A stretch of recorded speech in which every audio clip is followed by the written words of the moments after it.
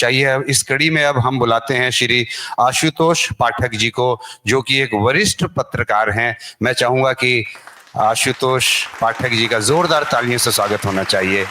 Welcome sir. ये ठीक है? Yes sir. एक बार जोर से बोलिए, हमारे साथ जरा जोर से बोलिए। भारत माता की, भारत माता की, भारत माता की। मैं बहुत गौरवान्वित हूं सूर्यवंशी की सभा में आकर के, और धमसिंह गुर्जर जी के सामने नतमस्तक हूं, और साथ साथ अपने धर्मवीर भाई के सामने भी नतमस्तक हूं। पहली बार ऐसा लग रहा है कि राष्ट्रीय राजधानी दिल्ली में पाल परिहार वंश का उदय हो रहा है। 1857 तो बाद में आएगा, पहले 6ठी शताब्दी 7वीं शताब्दी का तो जिक्र कर लें। संस्कृत में गुर्जर का मतलब होता है शत्रुओं का दमन करने वाला, नाश करने वाला, और सीधे सूर्यवंशी हैं, सीधे राम के वंशज हैं, राम के वंशज। इसलिए मैं नमन करता हूं। और भाई धर्मवीर जी, मैं आपसे कई बार मुखातिब होता रहा हूं, मिलता रहा हूं, लेकिन मैं आज वाकई में आपका ऋणी हो गया हूं। पहली बार मुझे तो, अब देखिए यात्रा चलती कैसे है। एक तरफ धमसिंह गुर्जर हैं और दूसरी तरफ आचार्य दयानंद सरस्वती हैं। ये अद्भुत। एक तरफ कह रहे हैं वेद की तरफ लौटो, अपनी संस्कृति की तरफ लौटो, वेद पाठी बनो, और दूसरी तरफ शस्त्र का वर्ण करो शत्रु का दमन करने के लिए। ऐसा संयोग कोई सूर्यवंशी ही कर सकते हैं, रावण के वंशज नहीं कर सकते। मित्रों, मैं समझता हूं आपने 5 मिनट कहा है, 6 मिनट कहा है, मैं मेरे ख्याल से समेट दूंगा, आप चिंता ना करिए।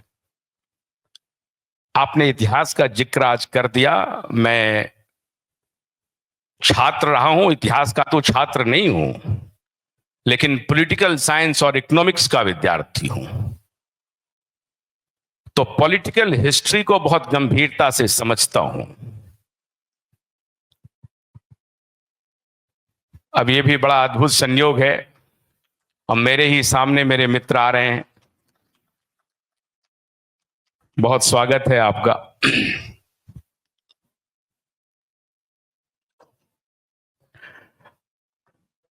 मित्रों, जैसा मैंने आपको कहा कि 1857 की क्रांति का जिक्र तो बाद में, पाल परिहार का जिक्र क्यों नहीं हुआ? इतिहास ने हमारे साथ दगा किया है, इसमें कोई शक नहीं है। और इतिहास की यात्रा चलती कैसे है, यह मैं आपको बताना चाहता हूं। इसी दिल्ली शहर में लाशों का ढेर लगाने वाले, लाशों का ढेर, क्रूरता की पराकाष्ठा पहुंचाने वाले, इस दिल्ली को खंडित खंडित कर देने वाले, लहूलुहान करने वाले तैमूर, उनके नाम पर ध्यान रखिएगा। आज धमसिंह गुर्जर और दयानंद सरस्वती की चर्चा हो रही है, इसलिए मैं आपको जिक्र कर रहा हूं। हमारे देश के महान विभूति, superstar, film star, cricket star, उनके घर में भारत को लहूलुहान करने वाले के नाम पर बच्चे का नामकरण होता है, और हमारा बौद्धिक समाज मौन रहता है। आप कल्पना कर सकते हैं, किसी भी हिंदू घर में या किसी मुसलमान घर में आप रावण का नाम सुन सकते हैं? नहीं सुन सकते। आज जब हमारे धर्मवीर भाई, और जैसा मैंने कहा कि शत्रुओं का दमन करने वाला गुर्जर जिसको संस्कृत में कहते हैं, भारत सरकार को मनानी चाहिए पूरे राष्ट्र भर में। और भारत रत्न छोटी बात है, भारत रत्न छोटी बात है। अरे वो अष्ट धातु से भी ऊपर थे धर्म सिंह गुर्जर, अष्ट धातु से भी ऊपर।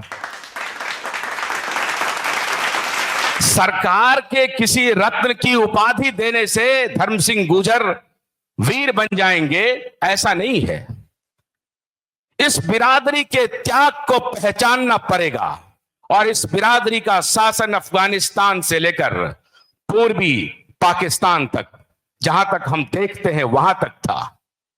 और आपके बलिदान को कोई नकार नहीं सकता, आपके त्याग को कोई नकार नहीं सकता। ऐसे बलिदान और ऐसे त्याग को आज आप नमन कर रहे हैं। मैं आपको नमन कर रहा हूं धर्मवीर भाई, मैं आपको नमन कर रहा हूं। दयानंद सरस्वती तो गुजरात से निकले, लाहौर होकर के, अभी जिक्र कर रहे थे डीएवी कॉलेज से लेकर के अनेक संस्था बनाने का। लेकिन अच्छी बात यह थी, वो कह रहे थे कि वेद के तरफ लौटो। संगच्छध्वम संवदध्वम सम्मोमानांसि जानताम देवा भागम यथा पूर्वे सज्जना नाम उपासते लोका समस्ता सुखिनो भवन्तु। यह है वेद वाक्य। और अभी तो आप लोग कहते हैं ऐं निजः परो वेति गणना लघुचेत साम उदार चरिता नाम वसुधैव कुटुंबकम। एक तरफ वेद पाठी का यह आदर्श कि पूरा विश्व हमारा है, पूरे विश्व में हम समाहित हैं, अद्वैत हैं, और उसी शंकर का, उस दयानंद जी का मूल नाम था मूल शंकर। मूल शंकर उनका नाम था, मूल शंकर। और उसी शंकराचार्य की परंपरा को आगे बढ़ा रहे थे। 4 मठ नहीं थे, 4 वेदों का स्कूल था। वो स्कूल ऑफ थॉट था जो पूरे विश्व को प्रकाशित करता रहा, वो प्रकाश देता रहा। इतिहासकारों ने हमारे साथ नाइंसाफी की है। वक्त आ गया है, यहां भारतीय जनता पार्टी के नेता मौजूद हैं, आपको मजबूती से इतिहास को रीराइट करने पर ध्यान देना चाहिए और हर संस्थानों में अनलर्न करने की परंपरा की शुरुआत करनी चाहिए। कैसे कोई कह सकता है नोमैडिक, कैसे कोई कह सकता है हैबिचुअल ऑफेंडर, ये आप कल्पना कर सकते हैं? और हम 77 साल हो गया, हमारे कॉन्स्टिट्यूएंट असेंबली में डिबेट नहीं हुए। क्यों नहीं हुए? वो कहां थे वो भारत कोकिला? वो कहां थे हमारे सच्चिदानंद सिन्हा जो टेम्पररी चेयरमैन थे? वो कहां थे हमारे राजेंद्र बाबू? वो क्यों नहीं चर्चा कर रहे थे गुर्जर समुदाय पर? और मुझे याद है कॉन्स्टिट्यूएंट असेंबली की डिबेट में राजेंद्र बाबू कहे थे मुस्लिम लीग के भाइयों के लिए हम ये गैलरी खाली रखे हुए हैं, रखना चाहिए आपको, हमारी कोई आपत्ति नहीं है। सर्वधर्म संभाव और धर्म की परिभाषा आपको जाननी पड़ेगी। धृति क्षमा दमो स्तेयम शौच मिंद्र निग्रह धीर विद्या सत्यम क्रोधो इति दशकम धर्म लक्षणम। ये है धर्म के लक्षण, सत्य, धीरता, क्षमा, अरे पाप मोह से दूर, लोभ मद मोह से दूर, यह है धर्म का लक्षण। धर्म शब्द को आपने डेनिग्रेट कर दिया, धर्म शब्द को लोग उच्चारित करना नहीं चाहते हैं।